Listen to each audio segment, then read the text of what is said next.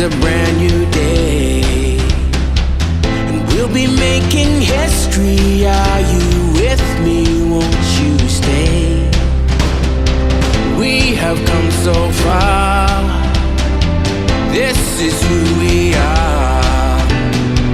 And like the rising sun, we have just begun to play our part.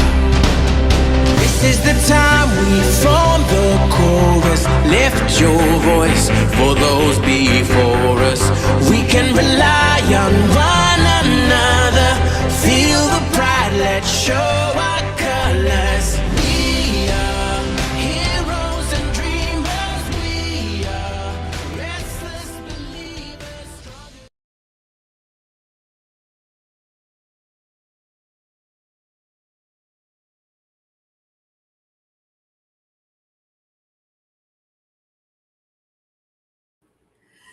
Good morning, good evening, whatever time it is, wherever you are.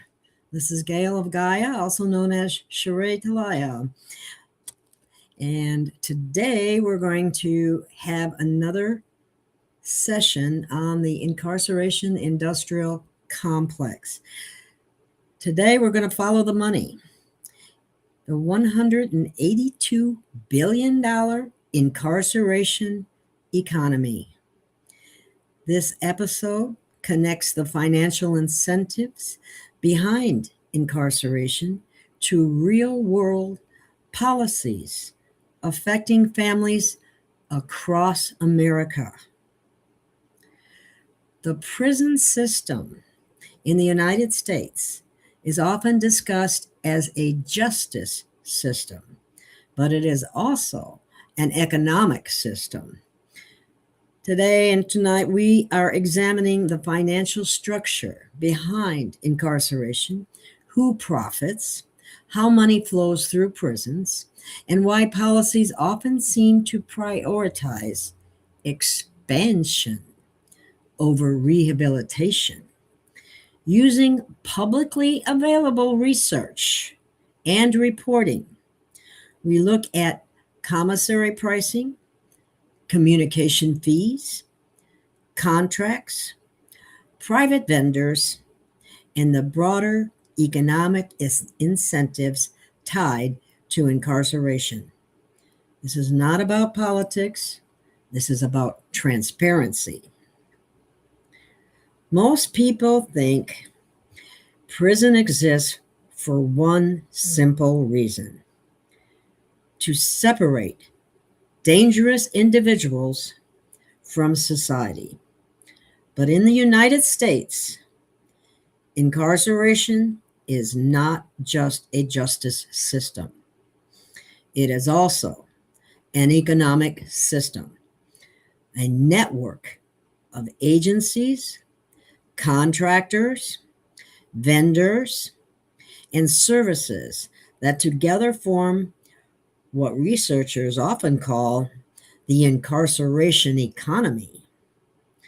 According to the compiled public research, the United States spends approximately $182 billion every year connected to incarceration. That number is difficult to comprehend. So instead of just reacting to it, we are asking a more useful question. Just where does the money go? And let me show you a graphic I'd like you to see. Where the money goes, as I said, the majority of funding does not go toward rehabilitation. It does not go toward counseling, and it does not primarily go toward successful reentry into society. Instead, most of the money flows into, no surprise here, operations and administration, staffing and security, policing and court systems, medical contractors, communication companies, supply vendors. In other words, incarceration is not only a legal process, it is a financial structure. And once any financial structure becomes large enough, it begins to sustain itself.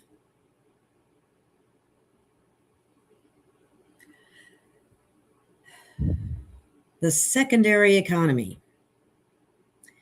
Inside prisons, a secondary economy forms. Families send money. Phone calls are paid for. There's no calling without paying. Electronic messages carry fees. Even 1 to 2 sentence, 3 sentences maybe in a chat, you pay for that every time. Basic hygiene items must be purchased. And food, something most people assume is fully provided, becomes part of that economy as well.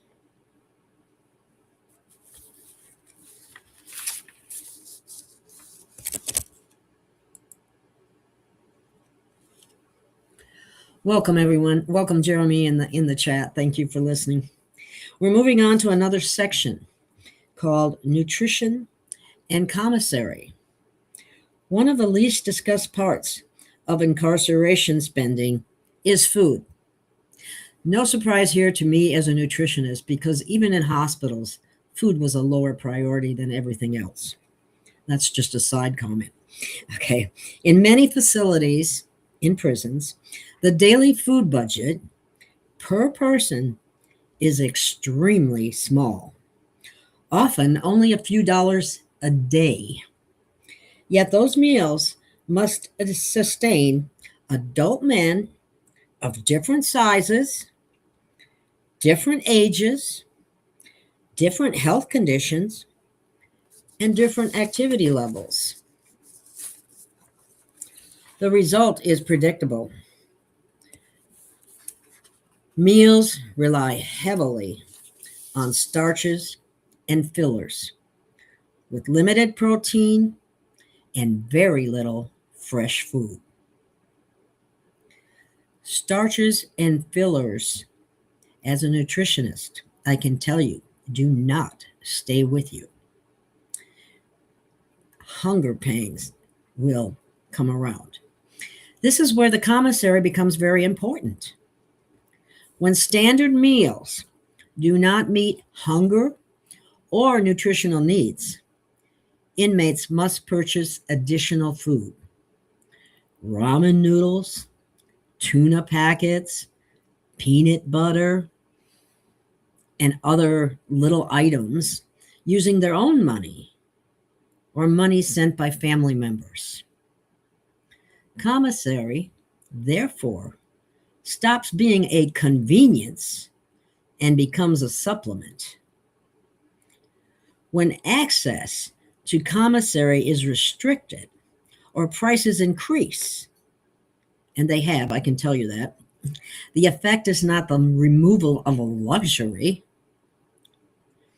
The effect is reduced access to adequate nutrition. And nutrition affects far more than just someone's weight.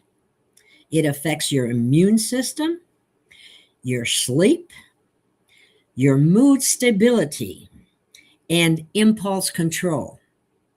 And I'm telling you, I can tell you about where they did studies on charter schools, and they changed the diet to a much more organic and palatable and healthy foods, and it made a tremendous difference in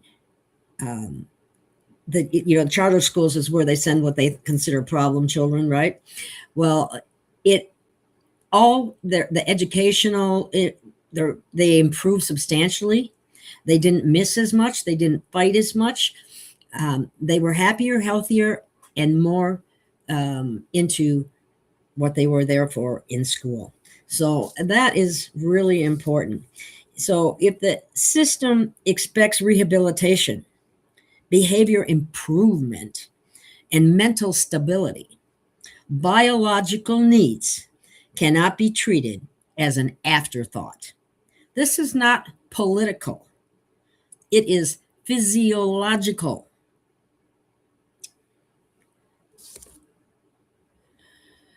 Oh, New York, I just saw your message. I am so sorry.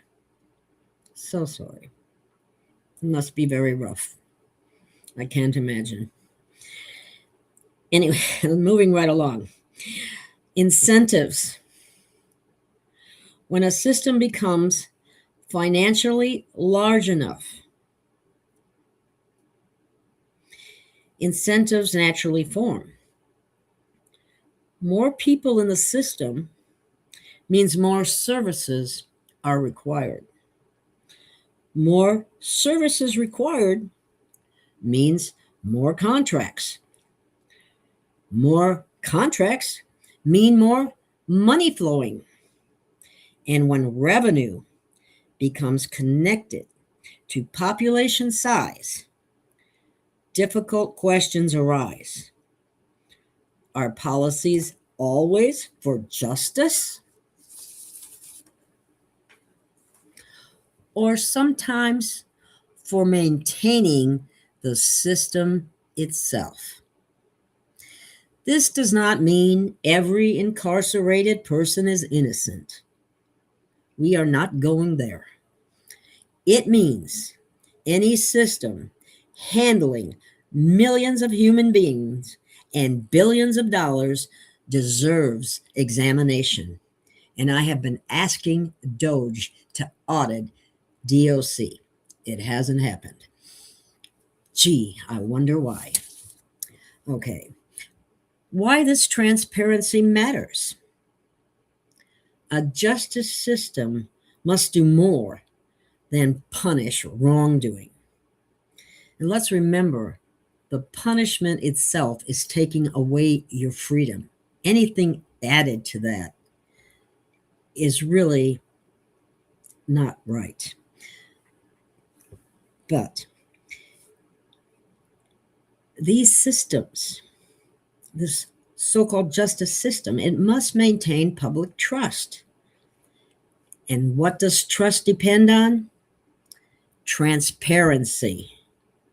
Citizens should be able to ask questions about costs, outcomes, and incentives without those questions being treated as a tax.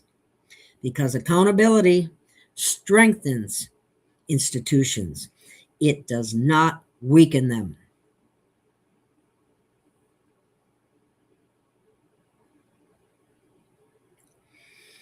This conversation is not about defending crime, and I hope you're very clear about that. It is not about blaming staff. Because I can tell you one thing, when they improve even the food and so on, the staff won't have as much work to do. But that's a whole nother area, and maybe I can find that research from those charter schools, and I'll bring that up another time. So this is more about understanding structure. And it's not about denying victims either. It is about understanding structure. If a society spends $182 billion each year connected to incarceration, and this could very well be a very conservative figure, then the public, and that's you and me, have the right to understand how that system works, whom it serves, and whether it achieves its stated goals. Healthy systems welcome examination. And truth does not fear questioning. So that is my episode for today, and we're going to continue to delve into this because there's a lot to this, much more than I even imagined. And yes, Tim, I realize our food is being poisoned. The water and the air. Now I think the air, according to Christian 21, the air is substances now that are supposed to be reversing some of the health problems that were attached to the heavy metals that we know, strontium, aluminum, and all those, the other ones that escape me at the moment, that's in the air. But yes, anything that's synthetic as a food, avoid it like the plague. And I'm sure that's what they fill a lot of these things with. And feel free to contact me at my email address, New York. I feel so bad you lost your son. I would be devastated. And I'm sure you have been as well. You were there for him every minute. And chances are he's in a much better place. No doubt about that. Well, thank you, everyone, for listening. And I'm glad I'm back up and running. And I will be continuing this series and also a couple other shows in between. I've been doing a lot of reading and research in order to be able to do this and bring this to you. So, that being said, I will see you again soon, and I'm back on track. So thank you for listening, and much love to you all out there. Stay strong. Speak up, stand for what you believe in.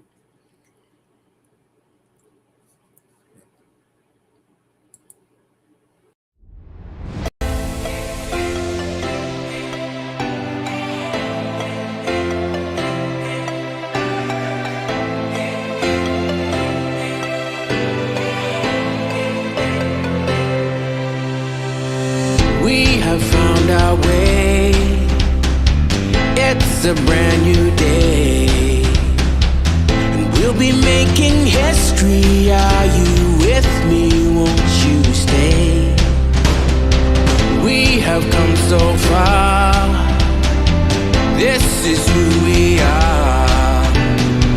And like the rising sun, we have just begun to play our part. This is the time we form the chorus. Lift your voice for those before us. We can rely on one another. Feel the pride, let's show